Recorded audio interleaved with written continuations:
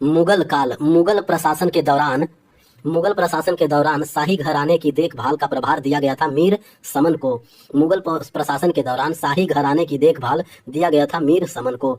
मुगल काल में नौबत खाना नामक स्थान कहा जाता था ड्रम हाउस को। मुगल काल में नौबत खाना नामक स्थान कहा जाता था ड्रम हाउस को। मुगल काल के दौरान रैंक और वेतन का निर्धारण एक संख्यात्मक मान द्वारा किया जाता था, जिसे कहा जाता था क्या? जात। मुगल काल के दौरान रैंक और वेतन का निर्धारण एक संख्यात्मक मान के द्वारा किया जाता था, जिसे जात कहा जाता था। मुगल काल के दौरान एक शाही संपादन या आदेश को कहा जाता था फरमान। मुगल काल के दौरान एक शाही संपादन या आदेश को कहा जाता था फरमान। अपने पिता की ओर से मुगल वंशज थे कौन? तैमूर। अपने पिता की ओर से मुगल वंशज थे तैमूर। बहादुर शाह द्वितीय को परास्त कर दिया था अंग्रेजों ने। बहादुर शाह द्वितीय को परास्त कर दिया था अंग्रेजों ने। मुगलों द्वारा रैंक, वेतन और सैन्य जिम्मेदारियां तय करने के लिए उपयोग की जाने वाली ग्रेडिंग प्रणाली को कहा जाता था मनसबदारी व्यवस्था। मुगलों द्वारा रैंक, वेतन और सैन्य जिम्मेदारियां तय करने के लिए उपयोग की जाने वाली ग्रेडिंग प्रणाली जो था, उस ग्रेडिंग प्रणाली को कहा जाता था मनसबदारी व्यवस्था। पत्थर की मस्जिद जो कि पटना में है, पत्थर की मस्जिद का निर्माण करवाया था परवेज शाह ने। पत्थर की मस्जिद का निर्माण करवाया था कौन? परवेज शाह। सूरत पश्चिमी व्यापार का केंद्र था। सूरत जो है वो पश्चिमी व्यापार का केंद्र था मुगल काल में। सूरत जो है वो पश्चिमी व्यापार का केंद्र था मुगल काल में। मुगल दरबार का इतिहास लिखा गया है फारसी भाषा में। मुगल दरबार का इतिहास जो है वो लिखा गया है फारसी भाषा में। मुगलों की भू राजस्व प्रणाली के संदर्भ में जमा शब्द का अर्थ क्या होता है? निर्धारित राशि। मुगलों की भू राजस्व प्रणाली के संदर्भ में जमा शब्द का अर्थ होता है निर्धारित राशि। मुगल प्रांतीय प्रशासन में दीवानी का अर्थ था राजस्व प्रशासन। दीवानी का अर्थ क्या था? राजस्व प्रशासन। दारा सिकोह ने उपनिषदों का फारसी में अनुवाद किया था कब? 1657 ईस्वी में। दारा सिकोह ने उपनिषदों का फारसी में अनुवाद किया था 1657 ईस्वी में। ग्रेटर ईरान का राष्ट्रीय महाकाव्य शाहनामा लिखा गया था फिरदौसी के द्वारा। ग्रेटर ईरान का राष्ट्रीय महाकाव्य शाहनामा लिखा गया था फिरदौसी के द्वारा।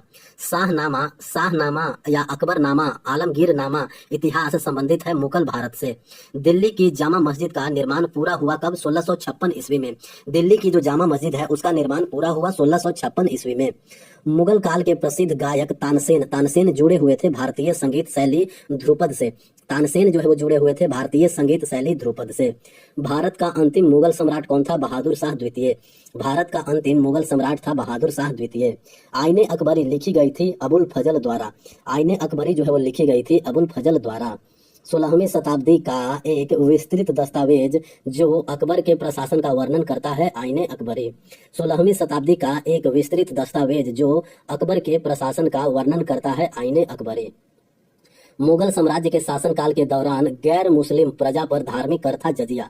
मुगल साम्राज्य के शासनकाल के दौरान गैर मुस्लिम प्रजा पर धार्मिक कर था कौन सा? जजिया। खान ए खाना उपाधि से सम्मानित किया गया बैरम खां को। खान ए खाना उपाधि से सम्मानित किया गया बैरम खां को। खान देश को मुगल साम्राज्य में शामिल किया गया 1601 ईस्वी में। खान देश को मुगल साम्राज्य में शामिल किया गया था 1601 ईस्वी में। मुगल भारत में पंचायत का मुखिया कहलाता था मुकद्दम। मुगल भारत में पंचायत का मुखिया कहलाता था मुकद्दम। मुगल काल में कपास एवं गन्ना जैसी नकद फसलें कहलाती थी जिन्स ए कामिल। मुगल काल में कपास एवं गन्ना जैसी नकदी फसलें जो है वो कहलाती थी जिन्स ए कामिल।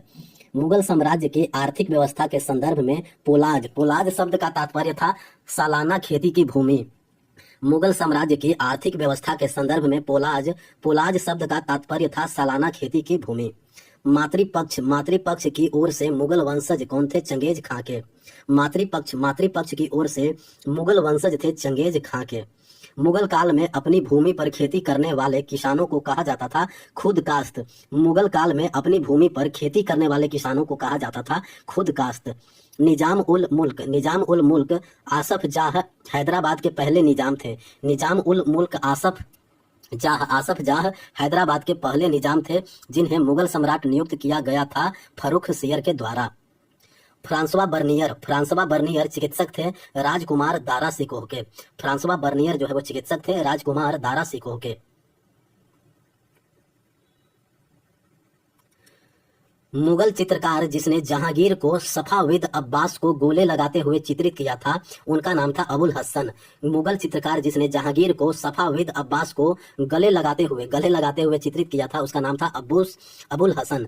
मुगल काल में सूरत बंदरगाह को कहा जाता था बाबुल मक्का। मुगल काल में सूरत बंदरगाह को कहा जाता था बाबुल मक्का यानी मक्का का द्वार। तबकात ए अकबरी लिखी गई निजामुद्दीन अहमद के द्वारा। तबकात ए अकबरी लिखी गई है निजामुद्दीन अहमद के द्वारा। मुगल प्रशासन के अंतर्गत दीवान ए तन का संबंध था जागीर और वेतन से। मुगल प्रशासन के अंतर्गत दीवान ए तन का संबंध था जागीर और वेतन से। मुगल प्रशासन के अंतर्गत मुस्तरफी का संबंध था राज्य की आय व्यय से। मुगल प्रशासन के अंतर्गत मुस्तरफी का संबंध था राज्य की आय व्यय से। मुगल प्रशासन के अंतर्गत मुशरिफ का कार्य था कार्यालय की देखभाल करना। मुगल प्रशासन के अंतर्गत मुशरिफ कार्य था कार्यालय की देखभाल करना। मुगल प्रशासन के अंतर्गत वाकिया नवीस का कार्य था मुख्य घटनाओं और फरमानों की उचित सूची बनाए रखना। मुगल प्रशासन के अंतर्गत वाकिया नवीस का कार्य था मुख्य घटनाओं और फरमानों को उचित सूची बनाए रखना। संगीत की टप्पा शैली को परिष्कृत और विकसित किया गया था मुगल सम्राट मोहम्मद शाह के दरबार में। संगीत की टप्पा शैली को परिष्कृत और विकसित किया गया था मुगल सम्राट मोहम्मद शाह के दरबार में। बाबर भारत में बारूद का सर्वप्रथम प्रयोग करने वाला मुगल सम्राट था कौन? बाबर। भारत में बारूद का सर्वप्रथम प्रयोग करने वाला मुगल सम्राट था बाबर। बाबर के 4 पुत्रों में से सबसे बड़ा था कौन? हुमायूं। बाबर ने पानीपत का प्रथम युद्ध इब्राहिम लोदी को पराजित किया 1526 में। पानीपत का दूसरा युद्ध जो है वो 1556 में हुआ अकबर और हेमू के बीच में। खानवा का युद्ध बाबर और राणा सांगा के बीच में हुआ था कब? 16 मार्च 1527 को। खानवा का युद्ध बाबर और राणा सांगा के बीच लड़ा गया था 16 मार्च 1527 में।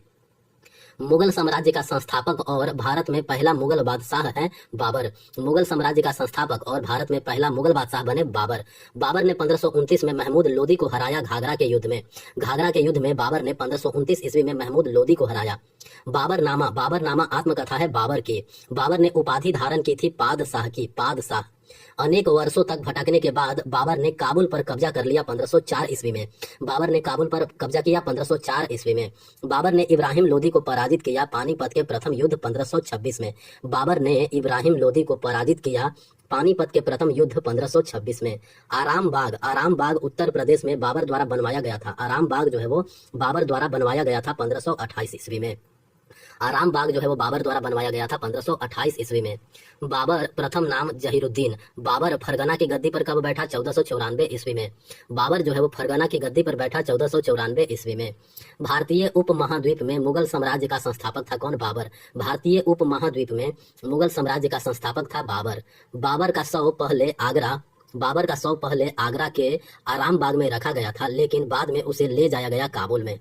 बाबर का शव पहले आगरा 1530 के आराम बाग में रखा गया था, लेकिन बाद में उसे ले जाया गया काबुल में। राणा सांगा को पराजित कर बाबर ने उपाधि धारण की गाजी की। राणा सांगा को पराजित कर बाबर ने उपाधि धारण की गाजी की। 1527 में खानवा का युद्ध हुआ बाबर और राणा सांगा के बीच। 1527 ईस्वी में खानवा का युद्ध हुआ बाबर और राणा सांगा के बीच। बाबर के संस्मरण या बाबरनामा बाबर द्वारा लिखा गया था, जिसे जाना जाता है तुजुके बाबरी के नाम से। बाबर के संस्मरण या बाबरनामा बाबर द्वारा लिखा गया था, जिसे जाना जाता है तुजुके बाबरी नाम से। तुजुके बाबरी। बाबर 1494 में फरगना की गद्दी पर बैठा। बाबर 1494 में फरगना की गद्दी पर बैठा था। उसकी उम्र थी उस समय 12 वर्ष। बाबर द्वारा प्रयुक्त सैन्य रणनीति को कहते हैं तुगलमा नीति। बाबर द्वारा प्रयुक्त सैन्य रणनीति थी तुगलमा नीति। बाबर ने गाजी की उपाधि धारण की खानवा के युद्ध 1527 की सफलता के बाद। बाबर ने गाजी की उपाधि धारण की थी खानवा के युद्ध 1527 की सफलता के बाद। बाबर के संस्मरण बाबरनामा की रचना की गई थी तुर्की भाषा में। बाबरनामा की रचना की गई थी तुर्की भाषा में। बाबर ने भारत में पहली बार तोप और गोला बारूद का प्रभावी ढंग से प्रयोग किया था पानीपत के प्रथम युद्ध 1526 ईस्वी में। चंदेरी के युद्ध जो 1528 में हुआ, उसमें बाबर ने राजपूत शासक मेदिनी राय को पराजित किया था। तुजुके बाबरी बाबर की आत्मकथा किस भाषा में? तुर्की भाषा में। मुगल साम्राज्य की स्थापना की गई थी किसके द्वारा? बाबर के द्वारा। बाबर का शासन काल था 1526 से लेकर के 1530 ईस्वी तक। 1526 से लेकर के 1530 ईस्वी तक। खानवा के युद्ध 1527 में राणा सांगा पराजित हुए बाबर के द्वारा। खानवा के युद्ध 1527 में हुआ, उसमें राणा सांगा जो है वो बाबर के द्वारा पराजित हो गए। बाबर ने इब्राहिम लोदी को पराजित करके दिल्ली और आगरा पर अधिकार कर लिया था वर्ष 1526 में। मुगल सम्राट जो नक्शबंदिया नेता ख्वाजा उबैदुल्ला अहरार का अनुयायी था वो है बाबर। बाबर जो है वो नक्शबंदिया नेता ख्वाजा उबैदुल्ला अहरार का अनुयायी था। बाबर ने युद्ध की एक रणनीति पेश की जिसे कहा जाता था तुगलमा युद्ध नीति। घाघरा का युद्ध 1529 हुआ था बाबर और महमूद लोदी के बीच। घाघरा का युद्ध जो है वो 1529 हुआ था बाबर और महमूद लोदी के बीच। बाबर के भारत आगमन से प्रवेशिका हुई युद्ध में तोप की।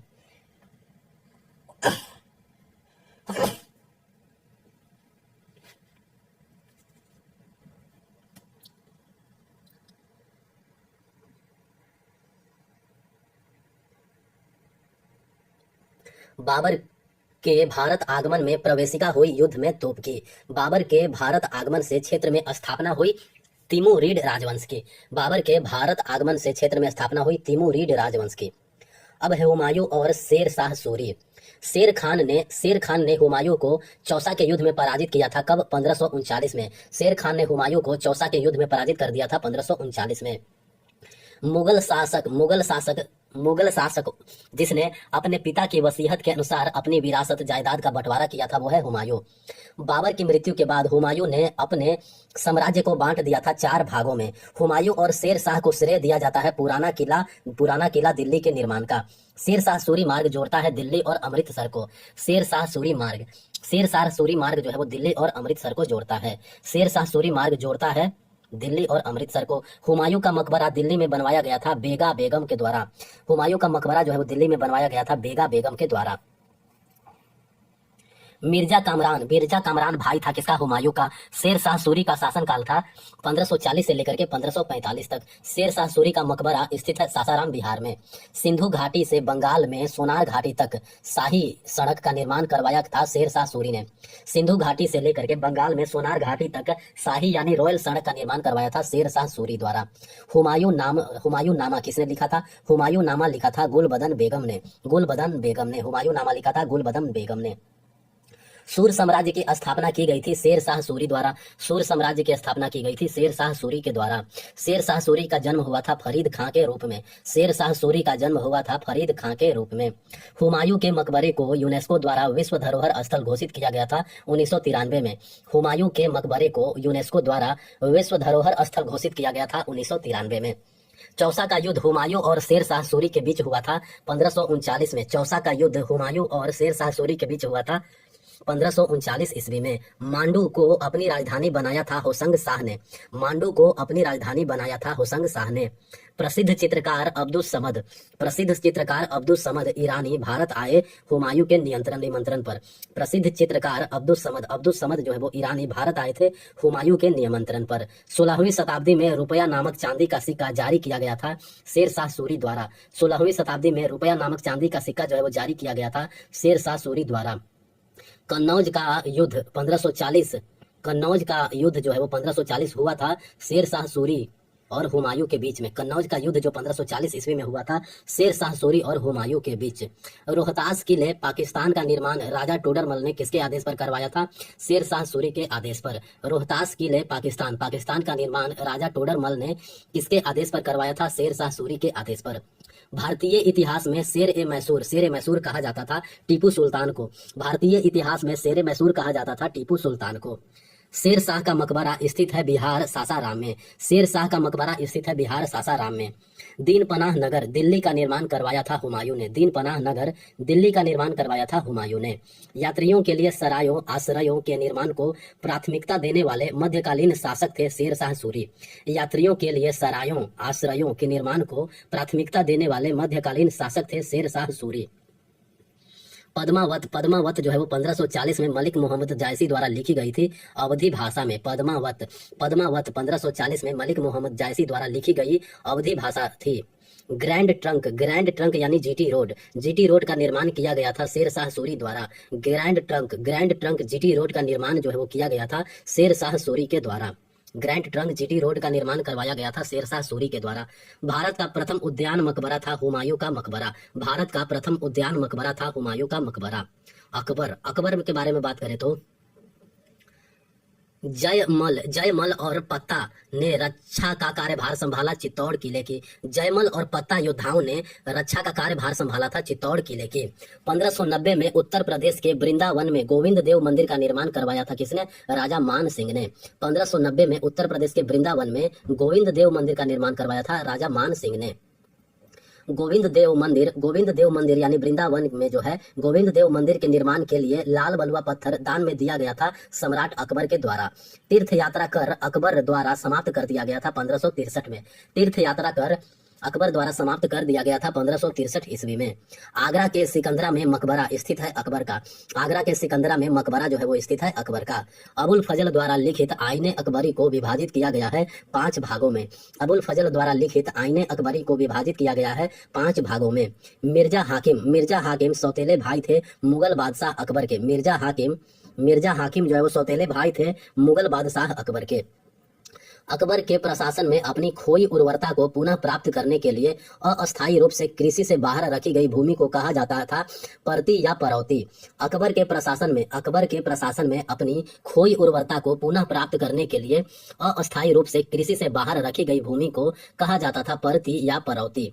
खान ए खाना की उपाधि अकबर ने दी थी मिर्जा अब्दुल रहीम को।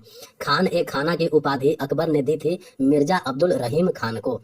अकबर का शासनकाल 1556 से 1605 तक। अकबर का शासनकाल जो है 1556 से 1605 तक। अकबर के शासनकाल में जिस भूमि को 3 या 4 वर्ष तक बिना खेती किए छोड़ दिया जाता था उसे कहा जाता था चाचर। अकबर के शासनकाल में जिस भूमि को 3 या 4 वर्ष तक बिना खेती किए हुए छोड़ दिया जाता था उसे कहा जाता था चाचर। पानीपत के द्वितीय युद्ध 1556 की शुरुआत हुई थी अकबर के शासनकाल में। पानीपत के द्वितीय युद्ध जो है वो 1556 की शुरुआत हुई थी अकबर के शासनकाल में। मनसबदारी प्रणाली शुरू की गई थी अकबर के द्वारा। मनसबदारी प्रणाली शुरू की गई थी अकबर के द्वारा। हल्दी घाटी का युद्ध अकबर के शासनकाल में लड़ा गया था 1576 में। हल्दी घाटी का युद्ध जो है वो अकबर के शासनकाल में लड़ा गया था 1576 में। आगरा का किला 16वीं शताब्दी में बनवाया गया था अकबर के द्वारा। आगरा का किला जो है वो 16वीं शताब्दी में बनवाया गया था अकबर के द्वारा। फतेहपुर सीकरी पहला नियोजित शहर था जिसका निर्माण किया गया अकबर ने। फतेहपुर सीकरी पहला नियोजित शहर था जिसका निर्माण किया अकबर ने। फतेहपुर सीकरी को यूनेस्को द्वारा विश्व धरोहर स्थल घोषित किया गया था 1986 में। फतेहपुर सीकरी को यूनेस्को द्वारा विश्व धरोहर स्थल घोषित किया गया था 1986 में। अकबर ने दाऊद खान कर्रानी को पराजित किया था तुकारोई के युद्ध में 1575 में। अकबर ने दाऊद खान कर्रानी को पराजित किया था तुकारोई के युद्ध में 1575 में। अकबर के शासनकाल में जब्ती या दहसाला व्यवस्था की शुरुआत की गई थी राजा टोडरमल द्वारा। अकबर के शासनकाल में जब्ती या दहसाला व्यवस्था की शुरुआत की गई थी राजा टोडरमल द्वारा। तानसेन नवरत्नों में से एक थे अकबर के दरबार में। तानसेन जो है वो नवरत्नों में से एक थे अकबर के दरबार में। शेर शाह सूरी की प्रशासनिक व्यवस्था आदर्श था अकबर के लिए। शेर शाह सूरी की प्रशासनिक व्यवस्था जो है वो आदर्श था अकबर के लिए। अकबरनामा लिखा गया था अबुल फजल के द्वारा। अकबरनामा जो है वो लिखा गया था अबुल फजल के द्वारा। फतेहपुर सीकरी का निर्माण अकबर ने करवाया था शेख सलीम चिश्ती के सम्मान में। फतेहपुर सीकरी का निर्माण जो है वो अकबर ने करवाया शेख सलीम चिश्ती के सम्मान में। अकबर शासन के दौरान राजस्व, सेना और प्रशासन के बारे में जानकारी शामिल है आईने अकबरी। अकबर शासन के दौरान राजस्व, सेना और प्रशासन के बारे में जानकारी शामिल है आईने अकबरी। आईने अकबरी को विभाजित किया गया है 5 खंडों में। आईने अकबरी को विभाजित किया गया है 5 खंडों में। अजमेर सूबा मुख्यालय बन गया था मुगलों के शासनकाल में। अजमेर सूबा जो है वो मुख्यालय बन गया था मुगलों के शासनकाल में। तानसेन ने कई राग या धुनें तैयार की थी हिंदुस्तानी संगीत में। तानसेन ने कई राग या धुनें तैयार की थी हिंदुस्तानी संगीत में। अकबर ने कश्मीर को मुगल साम्राज्य में मिला लिया था कब? 1586 में। अकबर ने कश्मीर को मुगल साम्राज्य में मिला लिया था 1586 ईस्वी में।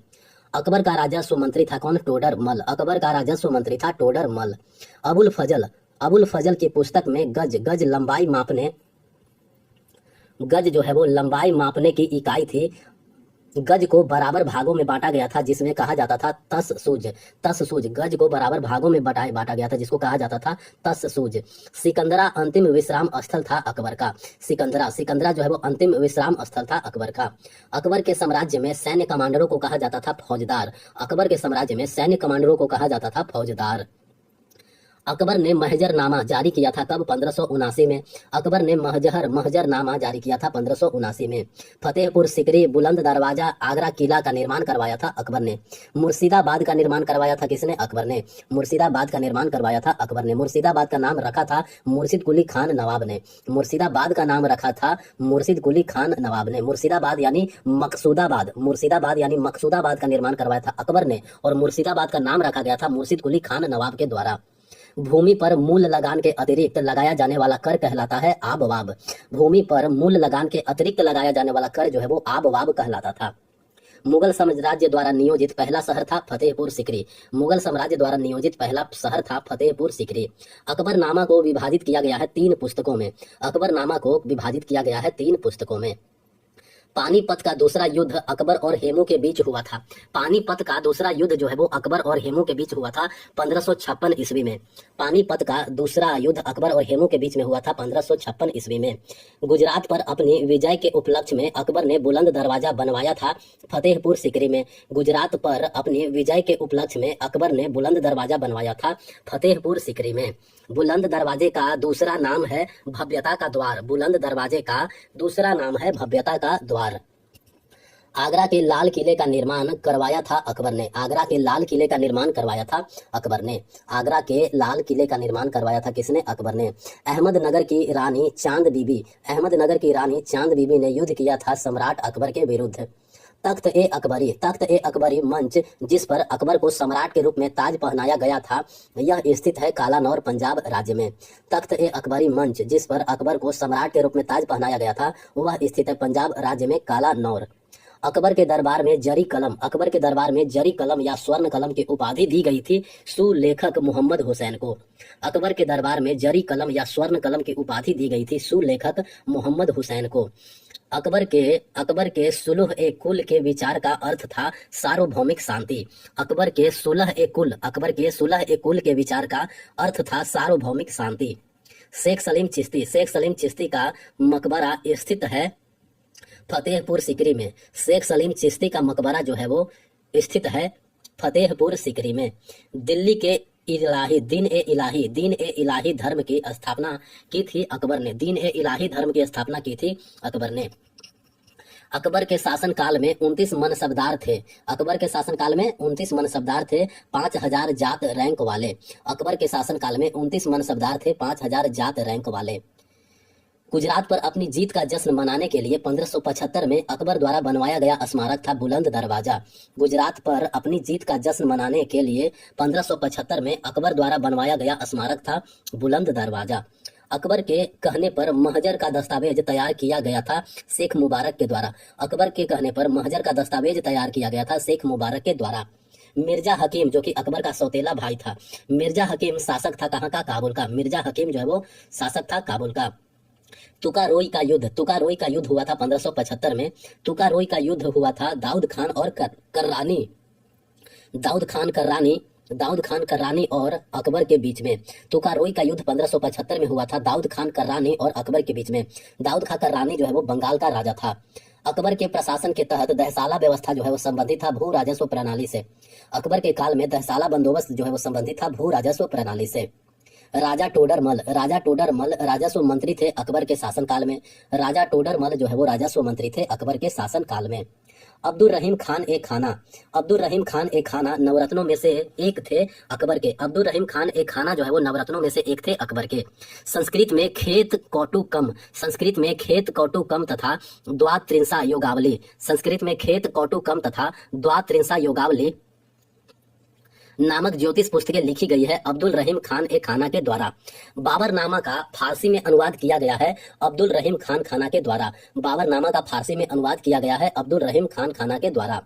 अकबर ने जरी कलम यानी सुनहरी कलम की उपाधि से सम्मानित किया था मोहम्मद हुसैन को। अकबर ने जरी कलम की उपाधि से सम्मानित किया था मोहम्मद हुसैन को। अकबर के दरबार में महेश दास को जाना जाता था बीरबल के नाम से। अकबर के दरबार में महेश दास को जाना जाता था बीरबल के नाम से। भूमि कराधान या दहसाला प्रणाली शुरू की गई थी राजा टोडरमल के द्वारा। भूमि कराधान दहसाला प्रणाली शुरू की गई थी राजा टोडरमल के द्वारा। हैदराबाद का चार मीनार बनवाया गया था मोहम्मद कुली कुतुब शाह के द्वारा। हैदराबाद का चार मीनार जो है वो बनवाया गया था मोहम्मद कुली कुतुब शाह के द्वारा। तुलसीदास द्वारा रचित रामचरितमानस लिखी गई थी अवधी भाषा में। तुलसीदास द्वारा रचित रामचरितमानस जो है वो लिखी गई थी अवधी भाषा में। मुगल बादशाह अकबर की मृत्यु हुई थी 1605 ईस्वी में। मुगल बादशाह अकबर की मृत्यु हुई थी 1605 ईस्वी में। 1582 में मुगल सम्राट अकबर ने एक नए धर्म का प्रचार किया जिसे कहा जाता है दीन ए इलाही। मुगल सम्राट अकबर ने एक नए धर्म का प्रचार किया जिसे कहा जाता है दीन ए इलाही। अकबर के सेनापति राजा मान सिंह ने चेर जनजाति को पराजित किया था 1591 ईस्वी में। अकबर के सेनापति राजा मान सिंह ने चेर जनजाति को पराजित किया था 1591 ईस्वी में। पत्थर की दीवारों में बहुमूल्य पत्थरों और रत्नों को जड़ने की एक तकनीक थी पियत्रा द्यूरा। पत्थर की दीवारों में बहुमूल्य पत्थरों और रत्नों को जड़ने की एक तकनीक थी पियत्रा द्यूरा। अबुल फजल द्वारा लिखित अकबरनामा को विभाजित किया गया है 3 पुस्तकों में। हल्दी घाटी का युद्ध 1576 ईस्वी हुआ था अकबर और महाराणा प्रताप के बीच। हल्दी घाटी का युद्ध जो है वो 1576 ईस्वी में हुआ था अकबर और महाराणा प्रताप के बीच। मनसबदारी प्रथा शुरू की गई थी अकबर के द्वारा। मनसबदारी प्रथा जो है वो शुरू की गई थी अकबर के द्वारा। अकबर द्वारा तीर्थ यात्रा कर को समाप्त किया गया था 1563 में। अकबर द्वारा तीर्थ यात्रा कर को समाप्त किया गया था 1563 में। खास महल मोती मस्जिद शीश महल स्थित है आगरा के किले में। खास महल मोती मस्जिद और शीश महल स्थित है आगरा के किले में। पानीपत के द्वितीय युद्ध जो है वो 1556 ईस्वी से शुरुआत हुई थी अकबर के शासनकाल की। पानीपत की दूसरे युद्ध 1556 से शुरुआत हुई थी अकबर के शासनकाल की। पानीपत का दूसरा युद्ध 5 नवंबर 1556 को हुआ था अकबर और सम्राट हेमू के बीच में। पानीपत का दूसरा युद्ध जो है वो 5 नवंबर 1556 को हुआ था अकबर और सम्राट हेमू के बीच में। अकबर जो है वो सभी धर्मों के सदस्यों के साथ धार्मिक चर्चा आयोजित करते थे इबादत खाना में। अकबर नामा लिखा गया था अबुल फजल के द्वारा। सुलह ए कुल जो कि सार्वभौमिक शांति का विचार था, सुलह ए कुल का विचार पेश किया गया था अकबर के द्वारा। बिरबल, टोडरमल, अबुल फजल ये सब 9 रत्नों में से थे अकबर के दरबार में। अकबर ने गुजरात के कैम्बे यानी खंभात शहर में एक चर्च के निर्माण की अनुमति दी थी 1598 में। अकबर ने गुजरात के कैम्बे यानी खंभात शहर में एक चर्च के निर्माण की अनुमति दी थी 1598 ईस्वी में। तानसेन यानी रामतनु पांडे। तानसेन दरबारी कवि थे किसके? अकबर के। तानसेन जो है वो दरबारी कवि थे अकबर के। अकबर द्वारा खान देश का मुगल साम्राज्य में विलय कर दिया गया 1601 में। अकबर द्वारा खान देश का मुगल साम्राज्य में विलय कर दिया गया 1601 में। प्रशासन में मनसबदारी प्रणाली शुरू की गई थी अकबर के द्वारा। मनसबदारी प्रणाली जो है वो शुरू किया गया था अकबर के द्वारा। राल्फ फिच एक अंग्रेजी यात्री था जो भारत आया था अकबर के शासनकाल के दौरान। रॉल्फ फिंच एक अंग्रेज यात्री था जो भारत आया था अकबर के शासनकाल के दौरान। आगरा के लाल किले का निर्माण करवाया गया था अकबर के द्वारा। आगरा के लाल किले का निर्माण करवाया गया था अकबर के द्वारा। बुलंद दरवाजा का निर्माण करवाया गया था। बुलंद दरवाजा का निर्माण करवाया गया था अकबर के द्वारा। बुलंद दरवाजा का निर्माण जो है वो करवाया गया था अकबर के द्वारा। तानसेन जो है प्रसिद्ध संगीतकार थे अकबर के दरबार में। अब है जहांगीर की बात करें तो थॉमस रो ने अंग्रेजों के लिए विशेष व्यापारिक अधिकार प्राप्त किए थे जहांगीर से। थॉमस रो ने अंग्रेजों के लिए विशेष व्यापारिक अधिकार प्राप्त किए थे जहांगीर से। जहांगीर की मृत्यु हुई थी 1627 ईस्वी में। जहांगीर की मृत्यु हुई थी 1627 ईस्वी में। किस मुगल शासक ने अपने ससुर इत्माद उद दौला के प्रभाव में शासन किया था? जहांगीर ने अपने ससुर इत्माद उद दौला के प्रभाव में शासन किया था। वह मुगल बादशाह जिसने 1613 में ईस्ट इंडिया कंपनी को सूरत में अपना कारखाना स्थापित करने की अनुमति दी थी जहांगीर। वह मुगल बादशाह जिसने 1613 में ईस्ट इंडिया कंपनी को सूरत में अपना कारखाना स्थापित करने की अनुमति दी थी जहांगीर। अमर सिंह ने मुगल सेवाएं स्वीकार की थी जहांगीर शासनकाल के दौरान। अमर सिंह ने मुगल सेवाएं स्वीकार की थी जहांगीर शासनकाल के दौरान। जॉन जर्डन पुर्तगाली यात्री ने भारत का दौरा किया था जहांगीर के शासनकाल में। जॉन जर्डन जो है वो पुर्तगाली यात्री ने भारत का दौरा किया था जहांगीर के शासनकाल में। अमर सिंह सबसे बड़े पुत्र और उत्तराधिकारी थे महाराणा प्रताप के। अमर सिंह सबसे बड़े पुत्र और उत्तराधिकारी थे महाराणा प्रताप के। जहांगीर मुगल राजवंश की गद्दी पर बैठा था अकबर के बाद। जहांगीर जो है वो मुगल राजवंश की गद्दी पर बैठा था अकबर के बाद। इकबाल नामा ए जहांगीरी, इकबाल नामा ए जहांगीरी जो कि जहांगीर की जीवनी है, इकबाल नामा ए जहांगीरी लिखा था किसने? मुतमिद खान द्वारा। मुतमिद खान ने लिखा था इकबाल नामा ए जहांगीरी। तुजुके जहांगीरी जो कि जहांगीर की आत्मकथा है, तुजुके जहांगीरी मूल रूप से लिखा गया था फारसी भाषा में। तुजुके जहांगीरी जो है वो लिखा गया था फारसी भाषा में। सराय नूर महल, सराय नूर महल स्थित है कहाँ? पंजाब के जालंधर में। सराय नूर महल स्थित है पंजाब के जालंधर में। मेहरुनिसा, मेहरुनिसा का निकाह बादशाह जहांगीर से हुआ था 1611 ईस्वी में। मेहरुनिसा का निकाह जो है वो बादशाह जहांगीर से हुआ था 1611 ईस्वी में। इत्मादुद्दौला का मकबरा स्थित है आगरा में। इत्मादुद्दौला का मकबरा स्थित है आगरा में। तंबाकू पर प्रतिबंध लगाने वाला मुगल बादशाह था जहांगीर। तंबाकू पर प्रतिबंध लगाने वाला मुगल बादशाह था जहांगीर। अंग्रेजों ने अपनी पहली फैक्ट्री 1613 में सूरत में स्थापित की थी जहांगीर की अनुमति से। अंग्रेजों ने अपनी पहली फैक्ट्री 1613 में सूरत में स्थापित की थी जहांगीर की अनुमति से। जहांगीर की आत्मकथा तुजुके जहांगीरी मूल रूप से लिखी गई थी फारसी भाषा में। जहांगीर की आत्मकथा तुजुके जहांगीरी जो है वो मूल रूप से लिखी गई थी फारसी भाषा में। उस्ताद मंसूर प्रमुख चित्रकार थे जहांगीर के दरबार में। उस्ताद मंसूर जो है वो प्रमुख चित्रकार थे जहांगीर के दरबार में।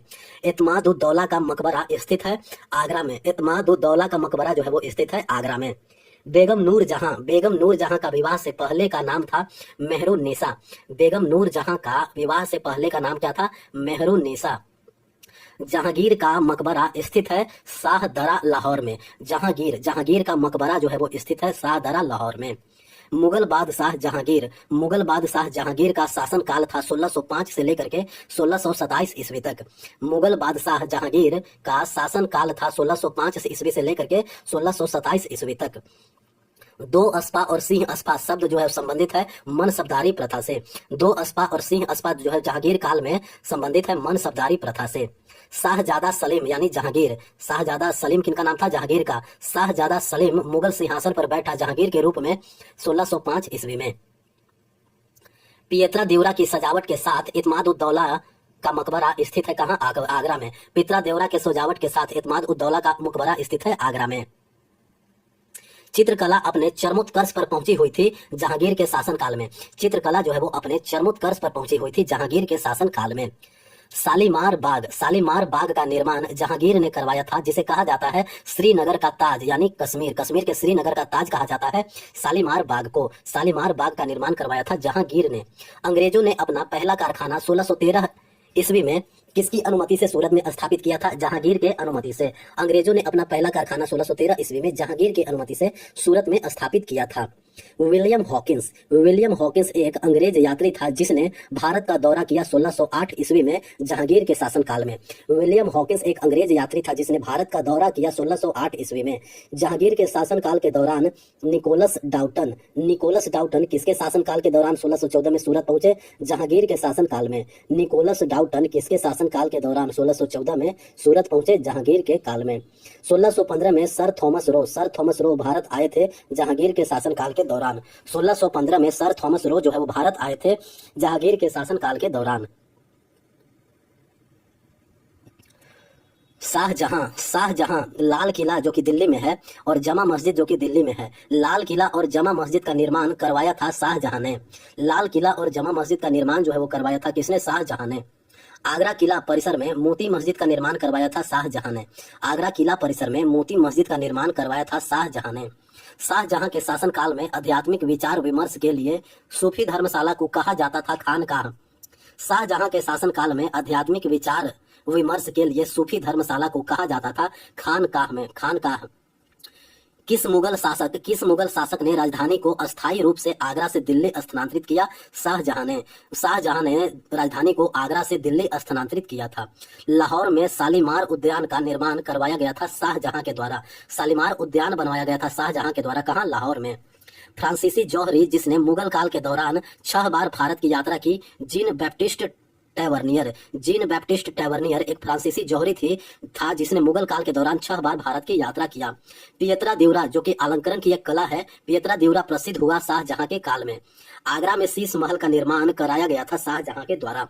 आगरा में शीश महल का निर्माण जो है वो शाहजहां के द्वारा ही करवाया गया था।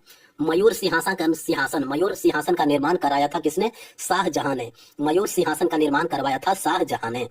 दिल्ली में जामा मस्जिद का निर्माण कराया गया था शाहजहां के द्वारा। दिल्ली में जामा मस्जिद का निर्माण कराया गया था शाहजहां के द्वारा। औरंगजेब पुत्र था किसका? शाहजहां का। औरंगजेब जो है वो पुत्र था शाहजहां का। अंततः अहमदनगर पर मुगलों का अधिकार हुआ 1636 ईस्वी में। अंततः अहमदनगर पर मुगलों का अधिकार हुआ 1636 ईस्वी में। शाहजहां ने लाल किले का निर्माण करवाया था 1648 ईस्वी में। शाहजहां ने लाल किले का निर्माण करवाया था 1648 ईस्वी में। चार चमन पुस्तक लिखी गई थी चंद्रभान ब्राह्मण के द्वारा। चार चमन पुस्तक जो है वो लिखी गई थी चंद्रभान ब्राह्मण के द्वारा। दारा सिकोह ने सुल्तान बुलंद इकबाल की उपाधि धारण की जो प्रदान की गई शाहजहां के द्वारा। दारा सिकोह ने सुल्तान बुलंद इकबाल की उपाधि धारण की जो प्रदान की गई शाहजहां के द्वारा। शाहजहानाबाद दिल्ली की नई राजधानी की कई स्थापत्य परियोजनाओं में शाहजहां की बेटी जहां आरा ने भाग लिया था। शाहजहानाबाद दिल्ली की नई राजधानी की कई स्थापत्य परियोजनाओं में शाहजहां की बेटी जहां आरा ने भाग लिया था। दिल्ली में जमा मस्जिद एवं लाल किले का निर्माण करवाया था शाहजहां ने। दिल्ली में जमा मस्जिद एवं लाल किले का निर्माण जो है वो करवाया था शाहजहां ने।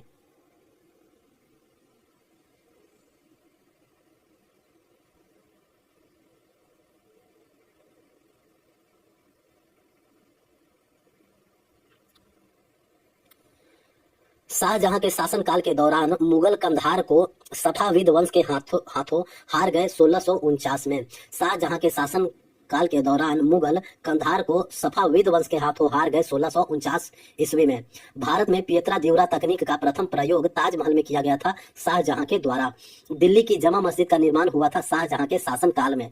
दिल्ली की जमा मस्जिद का निर्माण हुआ था शाहजहां के शासनकाल में। मुगल वास्तुकला का स्वर्ण युग कहा जाता है शाहजहां के शासनकाल को। मुगल वास्तुकला का स्वर्ण युग कहा जाता है शाहजहां के शासनकाल को। प्रसिद्ध कोहिनूर हीरा और शाहजहां का मयूर सिंहासन छीन लिया था नादिर शाह ने। प्रसिद्ध कोहिनूर हीरा और शाहजहां का मयूर सिंहासन छीन लिया था नादिर शाह ने। लगभग 200 वर्षों तक मुगल सम्राटों का मुख्य निवास स्थान था लाल किला। लगभग 200 वर्षों तक मुगल सम्राटों का मुख्य निवास स्थान था लाल किला।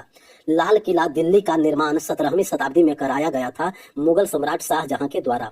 लाल किला दिल्ली का निर्माण 17वीं शताब्दी में कराया गया था मुगल सम्राट शाहजहां के द्वारा। दारा सिकोह पुत्र था शाहजहां का। दारा सिकोह जो है वो किसका पुत्र था? शाहजहां का। ताजमहल आगरा में स्थित है। ताजमहल जो है वो कहाँ स्थित है? आगरा में। ताजमहल आगरा में स्थित है यमुना नदी के तट पर। ताजमहल आगरा में स्थित है यमुना नदी के तट पर। शाहजहांनामा मुगल सम्राट शाहजहां के बारे में रचनाओं की एक शैली लिखी गई है इनायत खान के द्वारा। शाहजहांनामा जो है वो लिखा गया है इनायत खान के द्वारा। हुमायूं मकबरा का निर्माण करवाया गया था हुमायूं की पत्नी हाजी बेगम के द्वारा। हुमायूं मकबरा का निर्माण जो है वो करवाया गया था हुमायूं की पत्नी हाजी बेगम के द्वारा। मुगल सम्राट शाहजहां ने शासन किया था 1628 से लेकर के 1658 ईस्वी तक। मुगल सम्राट शाहजहां ने शासन किया था 1628 ईस्वी से लेकर के 1658 ईस्वी तक। अब्दुल हमीद लाहौरी की कृति बादशाहनामा आधिकारिक इतिहास है शाहजहां का। अब्दुल हमीद लाहौरी की कृति बादशाहनामा आधिकारिक इतिहास है शाहजहां का। सुल्तान बुलंद इकबाल की उपाधि शाहजहां द्वारा दी गई थी दारा सिकोह को। सुल्तान बुलंद इकबाल की उपाधि शाहजहां द्वारा दी गई थी दारा सिकोह को। मयूर सिंहासन बनवाया गया था शाहजहां के द्वारा। मयूर सिंहासन जो है वो बनवाया गया था शाहजहां के द्वारा। राजकुमार खुर्रम को जाना जाता है शाहजहां के नाम से। राजकुमार खुर्रम को जाना जाता है शाहजहां के नाम से। भारत की सबसे बड़ी मस्जिद है दिल्ली की जामा मस्जिद। भारत की सबसे बड़ी मस्जिद है दिल्ली की जामा मस्जिद। दिल्ली लाल किले में दीवाने खास और दीवाने आम का निर्माण करवाया गया था शाहजहां द्वारा। दिल्ली लाल किले में दीवाने खास और दीवाने आम का निर्माण करवाया गया था शाहजहां के द्वारा। उद्यान की शैली जो मुगल काल के दौरान लोकप्रिय हुई चार बाग चहार शैली। उद्यान की शैली जो मुगल काल के दौरान लोकप्रिय हुई चार बाग चहार शैली। बादशाहनामा लिखा गया था अब्दुल हामिद लाहौरी के द्वारा। बादशाहनामा जो है वो लिखा गया था अब्दुल हामिद लाहौरी के द्वारा। अब्दुल हमीद लाहौरी किसके शासनकाल के दौरान इतिहासकार थे? शाहजहां के दौरान। अब्दुल हमीद लाहौरी किसके शासनकाल के दौरान इतिहासकार थे? शाहजहां के। ताजमहल के मकबरे को डिजाइन किया था उस्ताद अहमद लाहौरी ने। ताजमहल के मकबरे को डिजाइन किसने किया था? उस्ताद अहमद लाहौरी ने। ताजमहल का निर्माण करवाया था शाहजहां ने। ताजमहल का निर्माण करवाया था शाहजहां ने। औरंगजेब, औरंगजेब की बात करें तो मुगल बादशाह शाहजहां का उत्तराधिकारी कौन हुआ? औरंगजेब। मुगल बादशाह शाहजहां का उत्तराधिकारी हुआ औरंगजेब। बीबी का मकबरा, बीबी का मकबरा स्थित है औरंगजेब महाराष्ट्र में। बीबी का मकबरा जो है वो स्थित है औरंगाबाद महाराष्ट्र में। बीबी का मकबरा स्थित है औरंगाबाद महाराष्ट्र में। मुगल साम्राज्य में 21 सूबे शामिल थे औरंगजेब की मृत्यु के समय। मुगल साम्राज्य में 21 सूबे जो है वो शामिल थे औरंगजेब की मृत्यु के समय। शास्त्रीय भारतीय संगीत पर फारसी भाषा में सर्वाधिक पुस्तकें लिखी गई औरंगजेब के शासनकाल में। शास्त्रीय भारतीय संगीत पर फारसी भाषा में सर्वाधिक पुस्तकें जो है वो लिखी गई थी औरंगजेब के शासनकाल में। औरंगजेब ने जजिया और तीर्थ यात्रा कर पुनः लागू किया था 1679 ईस्वी में। औरंगजेब ने जजिया और तीर्थ यात्रा कर पुनः लागू किया था 1679 ईस्वी में। मनुची, मनुची एक इटालियन यात्री था जो भारत आया था औरंगजेब के शासनकाल के दौरान। मनुची, मनुची एक इटालियन यात्री था जो भारत आया था औरंगजेब के शासनकाल के दौरान। एलोरा के कैलाश मंदिर को तोड़ने का प्रयास किया गया था औरंगजेब द्वारा। एलोरा के कैलाश मंदिर को तोड़ने का प्रयास जो है वो किया गया था औरंगजेब के द्वारा। औरंगजेब ने उपाधि धारण की थी आलमगीर की। औरंगजेब ने उपाधि धारण की थी आलमगीर की।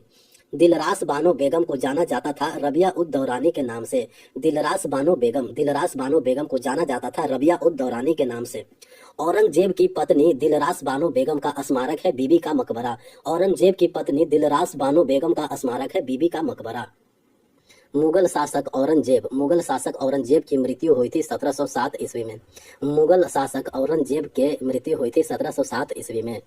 भारत का अंतिम शक्तिशाली मुगल शासक था कौन? औरंगजेब। भारत का अंतिम शक्तिशाली मुगल शासक था औरंगजेब। बीजापुर पर औरंगजेब ने अधिकार किया 1686 ईस्वी में। बीजापुर पर औरंगजेब ने अधिकार किया 1686 ईस्वी में। मोती मस्जिद दिल्ली का निर्माण किया गया था औरंगजेब के शासनकाल के दौरान। मोती मस्जिद दिल्ली का निर्माण किया गया था औरंगजेब के शासनकाल के दौरान।